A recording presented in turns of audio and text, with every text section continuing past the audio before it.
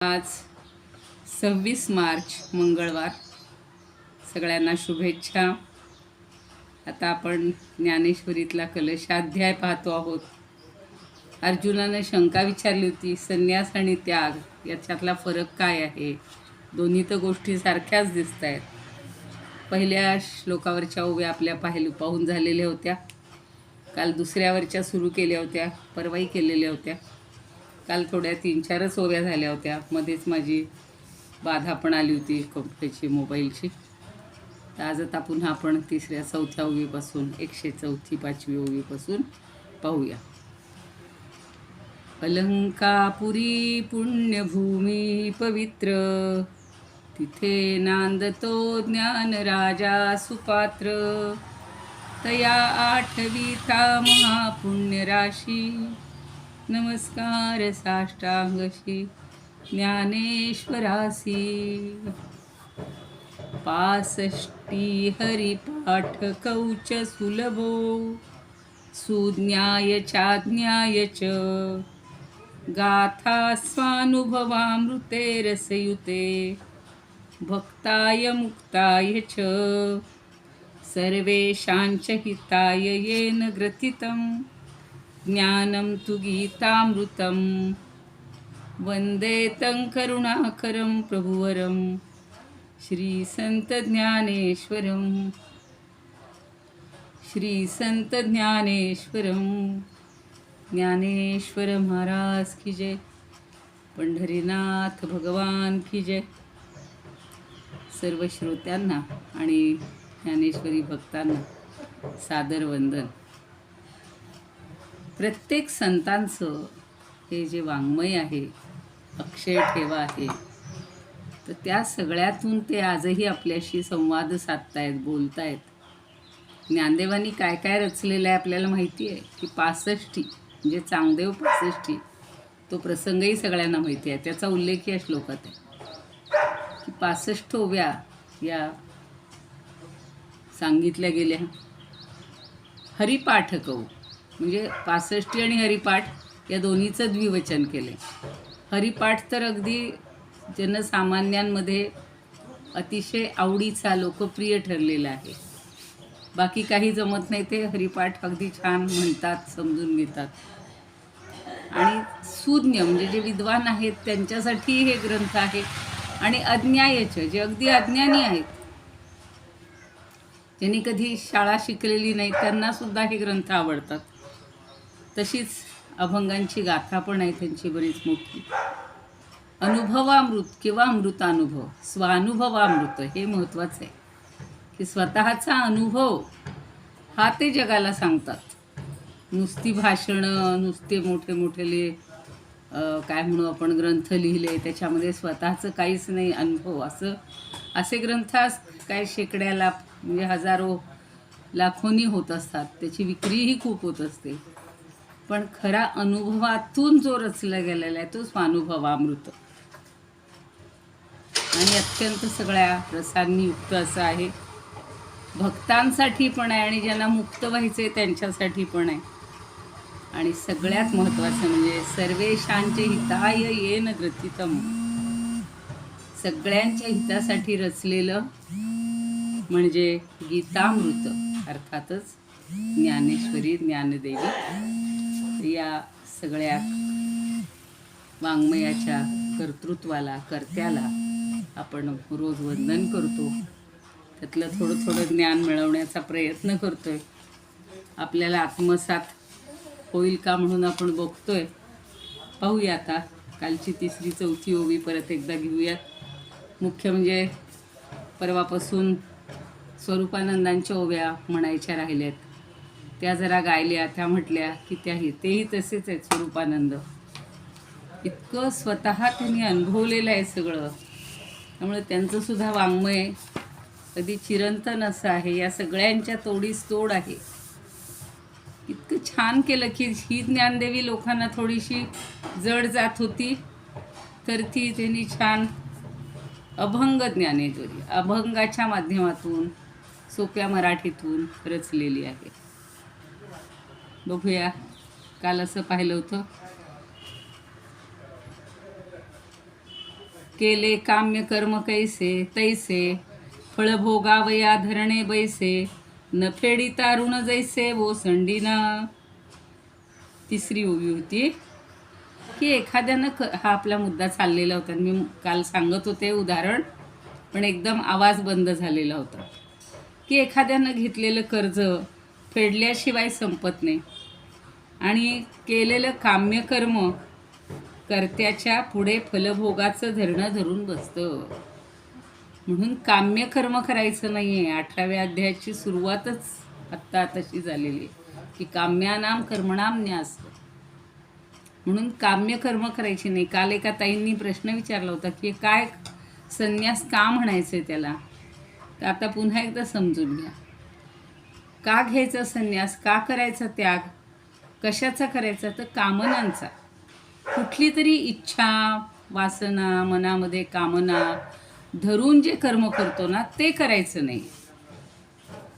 कितीही कर्म करा, कर्म करायला भगवंत नाही म्हणतच नाही आहेत. आता मगाशी समर्थांच्या वेगवेगळ्या दशकांमध्ये सुद्धा तोच त्यांनी असे सांगितले की प्रत्येक कर्म हे रामार्पण, रामाला उद्देशून करायचे. हे रामाचं काम आहे, हे कृष्णाचं काम आहे, हे भगवंताचं काम आहे असं समजून जर आपण त्याच्यात मन लावून रस घेऊन केलं तर तो संन्यास होऊ शकेल. आणि मग ते ऋण म्हणून पूर्वी म्हणलं ना जप्ती यायची. अजूनही काही ठिकाणी अशा घटना घडतात आणि मग माणसं जागे होतात. मोठाले कर्ज काढायचे आणि जेणेकरून बुडवण्याचा प्रयत्न तो आता नाही, म्हणजे तो करू नये. तर हे सुद्धा आपल्या हातून घडलेलं काम्यकर्म हे सुद्धा फळभोगाचं धरणं धरून बसतं, म्हणजे ते जप्ती आणतंय आपल्यावर. अशी छान कल्पना केलेली. का कामनाही न करिता अवसात घडे पंडुसुता तरी वाय कांडेन झुंजता लागे जैसे. आणि मग कधी कधी कुठलीही कामना किंवा फलेच्छा न धरता सुद्धा हातून कर्म घडतं आणि त्या काम्यकर्माचं फळ भोगायला लागतं. जसं कुणीतरी उगीचच सोडलेला बाण युद्धभूमीवर न जाताही लागतो. आपल्याला श्रावण बाळाचं तर उदाहरण अगदी चांगलं माहिती आहे की खरं म्हणजे मनात नव्हतं हो, त्या दशरथाच्या अजिबात मनात नव्हतं की असा एखाद्या लेकराला किंवा माणसाला बाण लागावा. त्याची ती शिकारीची मृगयेची हौस म्हणून तो गेलेला होता. अर्थात आताच्या काळात असाही विचार येतो की का बरं हे लोक एवढे मृगया करत होते. केवळ युद्धामध्ये आपल्याला छान हे करता यावं आणि त्याच्यासाठी ती जणू काही प्रॅक्टिस असावी असं असेल व. तर युद्धभूमीवर न जाता सुद्धा एखाद्याला जर तो बाण लागला, बघा मध्ये एक कथा तरी सांगितली होती की तोसा बाण एका साधूंच्या छातीमध्ये घुसतो, हृदयामध्ये घुसतो. तसा त्या श्रावणाच्या अंतःकरणामध्ये हृदयामध्ये तो बाण खोलवर गेलेला होता. अजून एक म्हणतायत बघा 105 मध्ये, गुळ नेणता तोंडी. ते फार उदाहरण, ज्ञानदेवांना उदाहरणं कशी सोपी सांगावीत ते त्यांच्या वाङ्मयातनं त्यांच्या तोंडून शिकावं. लगेच माणसाच्या पडतं बघा. गुळ नेणता तोंडी घातला तेची देची गोडी आगी मानोनी राखोंडी चेपिली पोळी.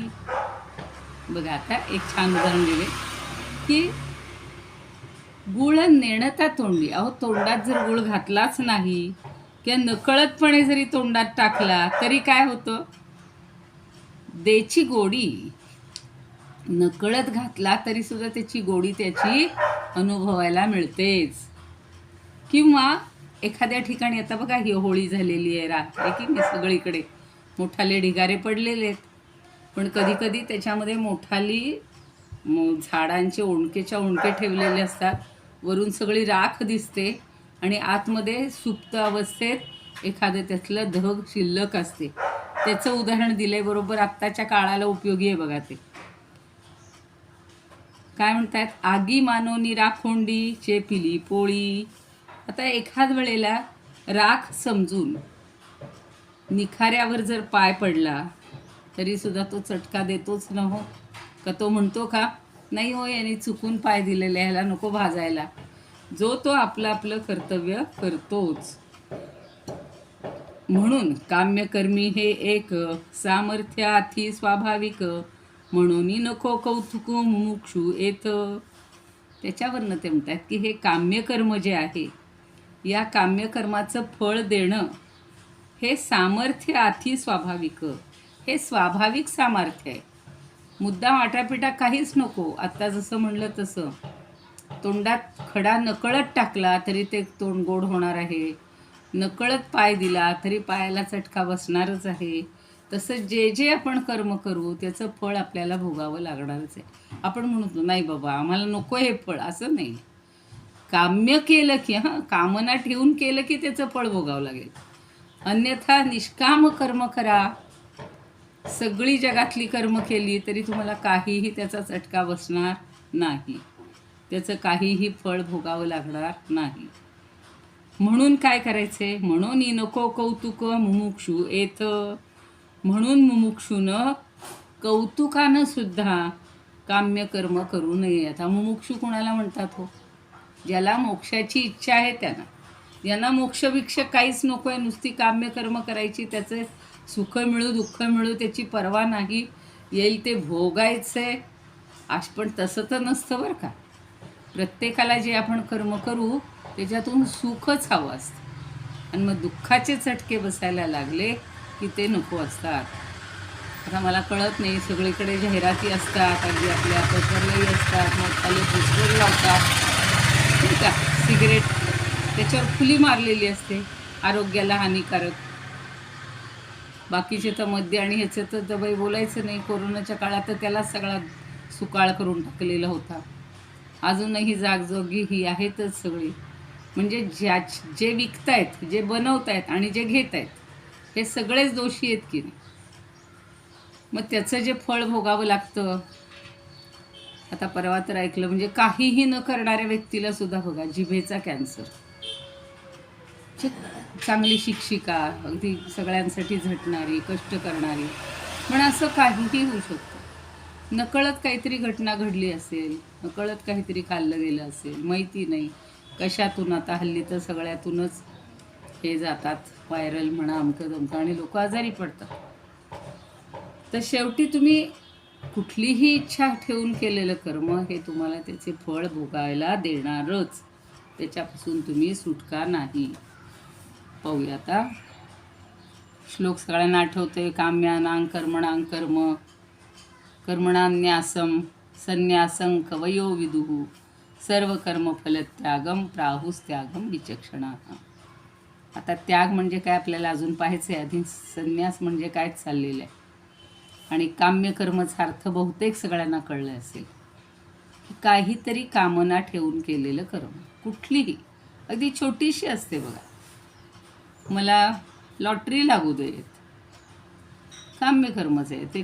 त्याच्यासाठी आठापिठा केला जातो, ते तिकीट घेतलं जातं, जपून ठेवलं जातं, निकाल लागेल त्या दिवशी धडपडत पाहायला जातं.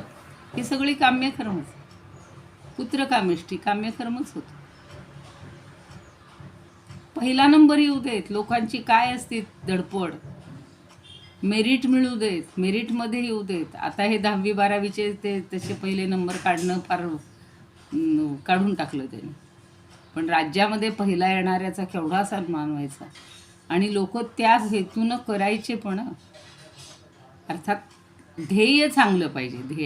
ध्येय आणि काम्य याच्यात थोडंसं आपण परत करूया. ठीक आहे, बघूया आता. फलेच्छा प्रबळ एकते केवळ कारण सकळ काम्य कर्म. फलेच्छा ती फळाची इच्छाच आहे, आणि तेच काम्यकर्म आहे. आता सांगितलंच आहे, मी जी उदाहरणं देते तेच आहे. अश्वमेधाधिक आचरावे याग, बांधावे तडाग वापी कूप. तडाग म्हणजे सरोवर, तळी. भूम्याधिक द्यावे ब्राह्मणाई नाम, किंवा महाग्राम वसवावे. अग्रहारचा अर्थ यांनी स्वरूपानंदांनी छान स्पष्ट केला की भूमी इत्यादी दान द्यायचे, ब्राह्मणाला इनाम म्हणून द्यायचं, किंवा एखादं गाव दिलं जायचं. बघा शिवाजी महाराजांनी त्या काळामध्ये अशी लोकांना मिळालेली आहे छान पराक्रम केल्याबद्दल.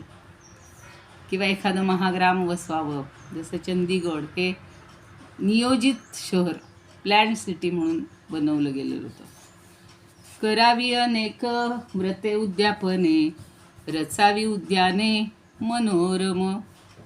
आपण छोटी छोटी वृत्त उद्यापनं किती असतात बायकांची, तर दर महिन्यातून असतात, दर आठवड्यातून असतात. पूर्वी तो श्रावणी म्हणजे शुक्रवार असतो. श्रावणी म्हणजे सोमवार, 16 सोमवार केले जातात,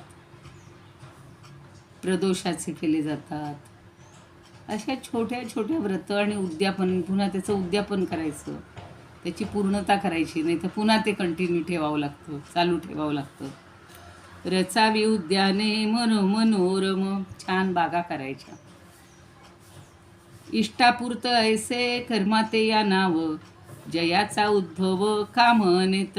इष्टापुरत म्हणजे काय? इष्ट म्हणजे इच्छिलेले आणि त्याची पूर्ती, असं त्या कर्माला नाव द्यायचं. इष्टापुरतं म्हणजेच काय? काहीतरी इच्छा केली म्हणजेच कामना केली म्हणजेच ते कामनेमध्ये झालं की नाही, काम्यकर्मातच आलं. कर्त्या लागी जे का बांधोनिया चांग, लावी फळ भोग भोगावया. देहाची या गावा आली या साचार, जैसे अनिवार जन्म मृत्यू. नातरी अर्जुना ललाटींचा लेख, पालटे ना देख काही केल्या. कपाळावर लिहिलेला लेख कुणी पुसू शकत नाही. तो आपल्याला पूर्वजन्मी जे काही कर्म केले त्याची भोगण्यासाठी पुन्हा यावं लागतं. किंवा फिटू नेणे काळे गोरे पण, टाकिले धुवून जरी यत्ने. किंवा जैसे ऋण फेडिल्या वाचून, ऋणमुक्तपण प्राप्त नव्हे. तैसे फलाशेने केले कर्म ते लावी भोगाया ते फळ भोग. कामने वाचून जरी अकस्मात, घडे पार्था येथ काम्य कर्म. तरी रणी बाण लागता चुकून. आज घेतले आपण हे. जैसे मर्मस्थान छेदी भेदी, नातरी नेणता घातला मुखात. तरी गोडी देत गुळ जैसा, ठेविला आगीत अजाणता पाय. म्हणून या काय जळे ना तो. तेवी काम्य कर्मे भोगविती फळ, स्वाभाविक बळ ऐसे त्यांचे. म्हणून या पार्था कौतुकेही येथ, देऊ नये चित्त मुमुक्षुनी. आता पुढच्या ओव्या बघूयात. आज इथपर्यंत झाल्यात.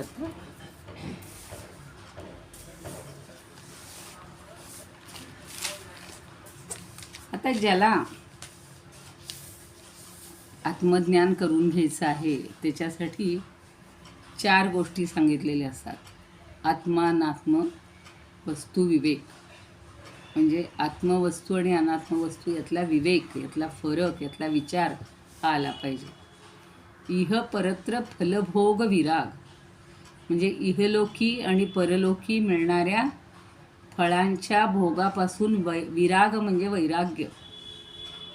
तिसरं आहे शमदमादी षट संपत्ती. म्हणजे शम म्हणजे आंतरेंद्रियाचा संयम, दम म्हणजे बाह्य सगळी पंचेंद्रिय, कर्मेंद्रिय, ज्ञानेंद्रिय त्यांचा संयम.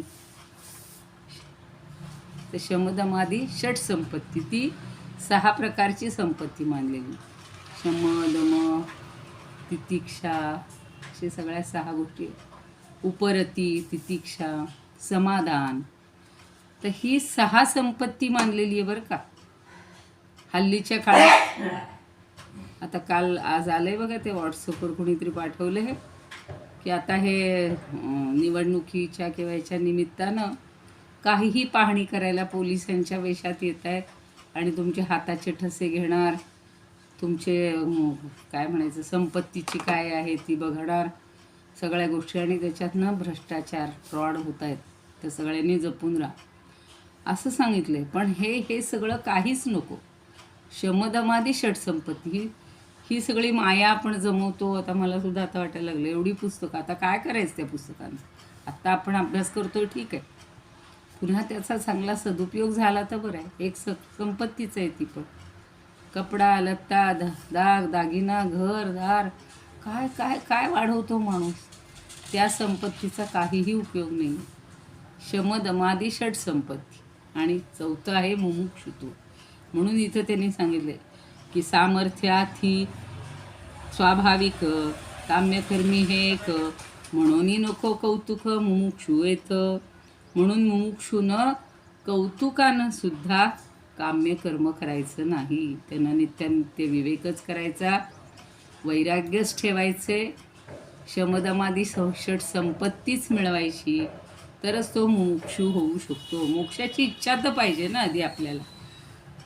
आता नेहमी उदाहरण देतात ते असंच, साधूंकडे आला मनुष्य आणि म्हणतो अहो माझे व्यसनच सुटत नाही, काय करू, किती प्रयत्न केला काहीच होत नाही आहे. साधू म्हणले असं आहे का, बरं म्हणले, नंतर नाही, मला आत्ताच्या आत्ता उत्तर पाहिजे म्हणून, सांगा उपाय. मग साधू जातो, समोर मंदिर असतं, मंदिरात खांब असतो, खांबाला असा पकडून ठेवतो, घट्ट पकडून ठेवतो आणि तिथून बाजूलाच होत नाही. हा आपला म्हणतो अहो तुम्ही बाजूला व्हा ना, माझं कधी ते व्यसन सुटणार ते सांगणार. तो म्हणला काय करू रे, हा खांब मला सोडतच नाही आहे.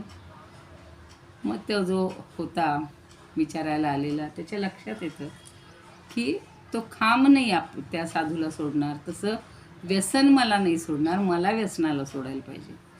म्हणून या मुमुक्षूनं सुद्धा काम्यकर्म कुठलंही करायचं नाही, सहज गमतीनं म्हणून सुद्धा करायचं नाही, कौतुकानं एन्जॉयचं. हो ते बघूया तर आपण यावेळेला. बघा लोकांचा असा घोटाळा होतो बरं का, की करमणूक म्हणून किंवा एखादं म्हणतात ना विषाची परीक्षा घेऊ नये, एखादं म्हणतो अगदी कणभर बघतो तिथेच संपतो, अशा परीक्षा घ्यायच्याच नाही.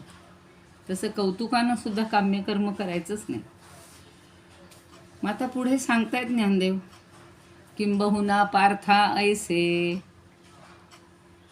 जे काम्यकर्म गा असे ते त्याची जे विष जैसे वो कोनिया. बरोबर विषयाचंच उदाहरण दिलेलं आहे ज्ञानदेवांनी, की तुला काय सांगावं, अधिक काय सांगावं, किंबहुना अधिक काय सांगावं. जसं विष जैसे वोकोनिया तेजिजे,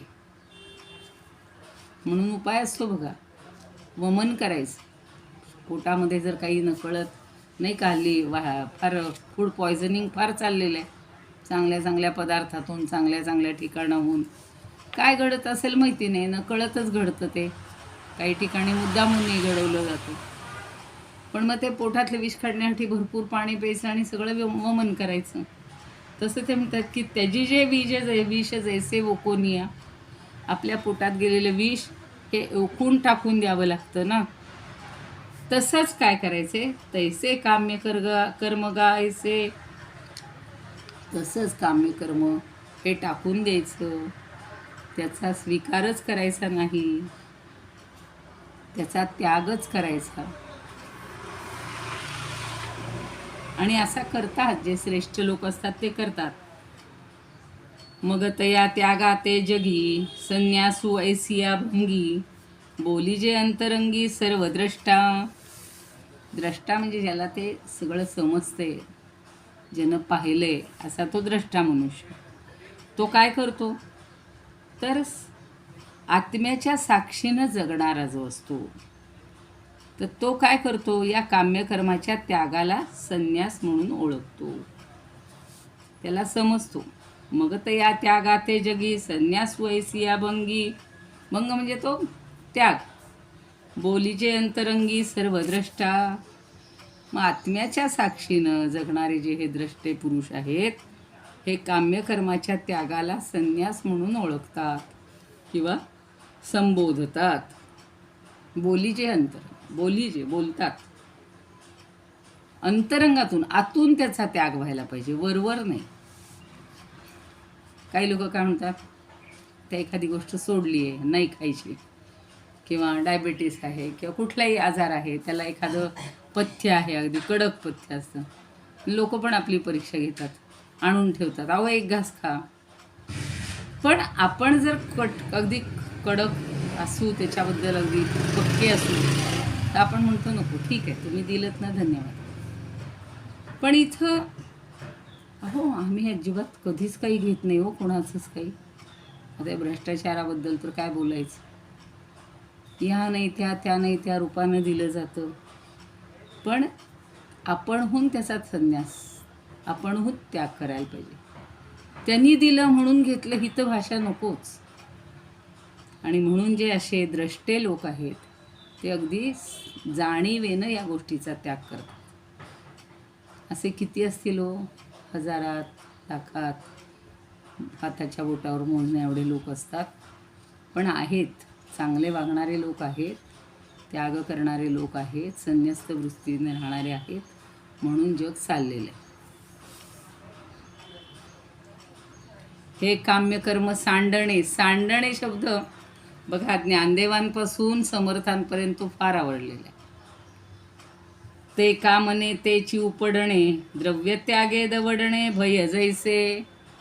शेवटचं वाक्य महत्वाचं आहे, भय जैसे. आता काय म्हणतायत की धनाचा जर त्याग केला तर मनातलं भय नाहीसे होतं. द्रव्य त्यागे दवडणे, भय जैसे. आपण द्रव्याची हावच धरली नाही तर माणसाला भीती राहील का हो? नाही राहणार. आता आमच्या इथे समोर ओळीनं सगळ्यांच्या गाड्या लावलेल्या असतात. म्हणे आता कोणाची तरी गाडीच नेली का, अगदी नवी कोरी गाडी, म्हणजे लोकांना त्याची पुन्हा भयच निर्माण झालं. पण ते जर काही नसेलच, त्याच्याबद्दल डोक्यात काही आस्था अपेक्षा नसेल तर भय राहणारच नाही. द्रव्याची कितीही तुम्ही गाठोडी भरली तरी शेवटी डोक्यावरचं ओझं वाढत राहतं. म्हणून म्हणतायत की धनाचा त्याग केला, सर्वस्वाचा त्याग असायचा पूर्वी. रघुराजानं तसाच केला, नचिकेताच्या वडिलांनी तसाच केला. असे बरेच लोक आहेत की सर्वस्वाचा त्याग. काल मी म्हणलं तसं गोंदवलेकर महाराजांनी काय बापजाद्यांची मिळालेली जमीन आधी देत नव्हती, कोण भावंड असतील किंवा जे कोणी असतील ते, नंतर त्यांच्या नावावर करून दिली. तरी ते म्हणाले यातलं मला काही नको, सगळी त्यांनी या आश्रमासाठी किंवा त्या मंदिरासाठी सगळी दान देऊन टाकली. दान देस. तर मलाही रोज वाटते असं काहीतरी एक दिवस करावं, सर्वस्वाचं दान, खरंच काही नको. इतकं आपल्याला या मोठ्या लोकांनी एवढं नाही जमलं तरी आपण हळूहळू हळूहळू ही एक सवय माणसाच्या मनाला लागली पाहिजे, म्हणजे मग भय नाहीसं होईल.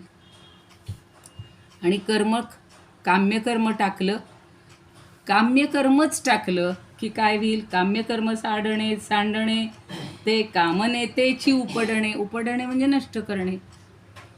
कामनाच नष्ट होते. मग त्यामुळं काम्यकर्मच नसेल तर कामना होईल का हो मनामध्ये?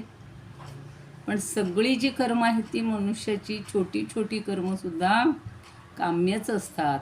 आणि ती जर सोडून दिली तर आपल्याला कामना उरणारच नाही. जसं आहे तसं, जे मिळेल ते खायचे, जे जसं जिथं असेल तसं राहायचे. मग आम्हाला असंच नाही मिळालं, आम्हाला तसंच नाही मिळालं, हेच पाहिजे होतं, त्या सगळ्या कामना कामना कामना हळूहळू हळूहळू कमी करत जायचे. मग कामनेचा नाश होण्यासाठी काम्यकर्म सोडून द्या. एकावर एक अवलंबून आहे. कामना ठेवली की काम्यकर्मच होणार. कामना ठेवूनच केली जाणार. कुठेतरी आपली प्रसिद्धी व्हावी, कुणीतरी आपल्याला सत्कार करावा, कुणीतरी पुरस्कार द्यावा म्हणून कामना, काहीच नाही. तुम्हाला मागे मी म्हटलं होतं ना, हे रामायणाचा प्रोजेक्ट करणारे आणि समर्थ वाग्देवता मंदिराचे अध्यक्ष होते, म्हणजे आहेत आत्ता ते. पण त्यांना मी एकदा म्हटलं की काका तुम्ही काय केलं, म्हणजे ते स्वतः इंजिनियर, पण त्यांनी ह्या रामकार्याला इतकं वाहून घेतलं, त्या शंकरदेवांनी ते खूपच घेतलं आणि ह्यांनी तसंच. म्हटलं तुम्ही काय केलं मग? ते म्हणे आता काही ठेवायचे नाही, कागदपत्रच सांभाळायचे नाही. आता मला बघा, ते पहिलीच्या बक्षिसापासूनची सर्टिफिकेटपासूनची आपली फाईल तयार असते. आता काय त्याचा उपयोग आहे ह्या काळात? त्यावेळेला लहानपणी ठीक आहे, बक्षिसासाठी स्पर्धांमध्ये भाग घ्या, पाठांतर करा, त्या मुलांवर संस्कार करण्यासाठी ते सगळं आपण करत आलो. पण त्यालाही हळूहळू सवय लावली पाहिजे की बक्षिसासाठी नाही पाठ करायचं, किंवा हे पाठ केले म्हणून मला बक्षीस मिळायलाच पाहिजे ही अपेक्षा नाही धरायची. पण तसं होत नाही, त्यांच्यावर तसे संस्कार केले जातात. त्यांनी सांगितलं मी माझी सर्टिफिकेटसुद्धा स्वतःच्या हाताने जाळून टाकली.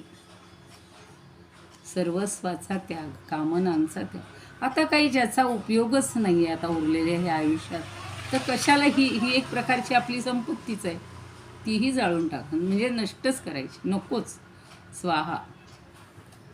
ठीक आहे, बघूया. आता ते कसं करतात त्याच्यासाठी एक ते छान उदाहरण देतात. द्रव्याचा त्याग कास करायचा आहे की भय नको म्हणून. मानगुटीवर बघा ते भयच असतं. पैशाचं असो, धनाचं असो, सोन्याचं असो, ही सगळी संपत्ती माणसाला भय दाखवणारीच आहे. आता इतका सुळसुळाट झालेला असतो की बायकांना घराबाहेर पडणं अवघड होऊन जातं. आणि सोम सूर्यग्रहणे येऊनी करविती पार्वणे का माता पित स्मरण माता पितर मरणे स्मरणे असेल माता पित स्मरणे अंकित जे दिवस स्मरणेच म्हणायचं. ते सोमचंद्र चंद्र हा शब्द आपला सोम सूर्य. सोम म्हणजे चंद्र आणि सूर्य म्हणजे सूर्य. त्याची जी ग्रहण होतात म्हणजे चंद्र सूर्याच्या ग्रहण काळात काय होतं, येऊनी करविती पार्वणे. पार्वणे म्हणजे त्या पर्व काळात करायची भरपूर अशीच असतात. दानं असतात, उपासना असतात, काही म्हणायचं असतं, स्नानं असतात, तीर्थक्षेत्री जायचं. या सगळ्याला त्यांनी पार्वण शब्द वापरला. येऊनी करविती पार्वणे. आणि का माता पिता स्मरणे अंकित जे दिवस, किंवा माता पित्यांच्या स्मरणासाठी जे दिवस म्हणजे श्राद्ध वगैरे केलं जातं, हे सगळं माणूस करतो. त्याच्यामागे सुद्धा पुन्हा काहीतरी अपेक्षाच ठेवतो. काहीतरी अपेक्षा आहे ना, की त्या ह्याच्या काळात काय म्हणू आपण, ग्रहण काळात काही दोष असतात, ते दोष लागू नये म्हणून काही उपासना, काही दानधर्म जे काय करता येईल ते करायचं. आईवडिलांचं श्राद्धसुद्धा का, की त्यांनाही शांतता मिळावी, मुक्ती मिळावी, आपल्यालाही त्यांच्यापासून बाधा नाही तर अतृप्त आत्मे फिरत राहतात, कोणाकोणाला त्रास होतो. आता आपण असंही पाहिलेलं आहे की जे संपत्ती असे पूर्वीच्या काळी हे करून ठेवायचे, लपून ठेवायचे घरामध्ये, अगदी हे करून खोदून बिदून, रांजणच्या रांजण, हांडेच्या हांडे, आणि तिथं ती जर दुसऱ्या कोणाने बळकावली, ती जागा म्हणा, ते घर म्हणा, ती संपत्ती, तिथं जर कोणी डोळा ठेवला तर तिथे सर्परूपानं, भुजंगरूपानं राहतात ना. तर ही सगळी अशी घटना का घडते, त्या धनापायी. म्हणून ती भय नकोच. अथवा अतिथी हन पावे, ऐसेसे पडे जे करावे, ते कर्म जाणावे नैमित्तिक. आता आधी सांगितली काम्य कर्म, आता सांगतायत नैमित्तिक कर्म. ही जी आहेत ही म्हणजे काही पर्वासाठी, ग्रहणासाठी केलेली किंवा श्राद्ध, ही नैमित्तिक कर्म आहेत, ही काही रोज करावी लागत नाही.